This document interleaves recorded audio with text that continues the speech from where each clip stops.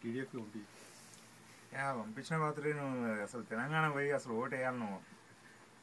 వేసిన last year పోయి TRS మళ్ళీ ఈ ఇయర్ వేయాలి. కేసీఆర్ అంటే మీరు ఎవరు గెలిపించింది మేమేనా ఏమన్నా ఎవరు టీఆర్ఎస్ లో అంటే ఎవరు ఉండేనా నువ్వు ఓటు వేయలే కదా వేయకుండా కానీ గెలిపించినాం ఎక్కడి నుంచి.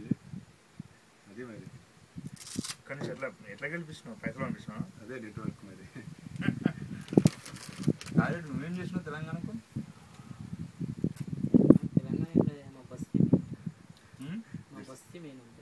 తెలంగాణ ఏంది నీకు సపరేట్ స్టేట్ కావాలన్నా? బస్తీకి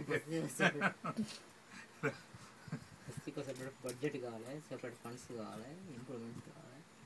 అదే ట్రై చేస్తున్నాను. తెలుసున్నారు బస్తీ తెలంగాణ కింగ్ షేర్ ఉన్నాడు అన్నది కూడా దించాల కఠినంగా వాడు ఆంధ్రలో లేదులే. మా ఏరియాలో వాడు ఆంధ్రలో ఉండవు. ఏ ఆర్ఎస్ ప్లేయర్స్ అంతా ఆంధ్రలో కానీ మీ ఏరియా అది తెలుసున్నారు కింద వస్తాయి కదా.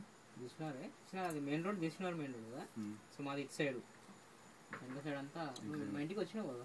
మీ షాప్ చుట్టుపక్కల మొత్తం ఆంధ్ర కొడుకులో పెట్టి మేమే అమ్మినాం కదా అవన్నీ. అదే ఒకప్పుడు మీయే కదా పొలాలు ఉన్నాయి. లిటరల్గా మా 81 వరకు ఉండే.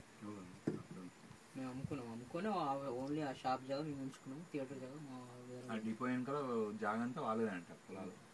డిపో వెనకాల కూడా రీసెంట్గా అమ్మినాం కదా. ఇక్కడ మా ఫాదర్ చనిపోయిన తర్వాత అమ్మినాం. అవునా? అంటే పెద్దది లేకుండే, కొద్దిగా డిపో ఆనుకునే ఉండే. యాక్చువల్గా డిపో కూడా అదే యాక్చువల్గా మాదే. నర్తకి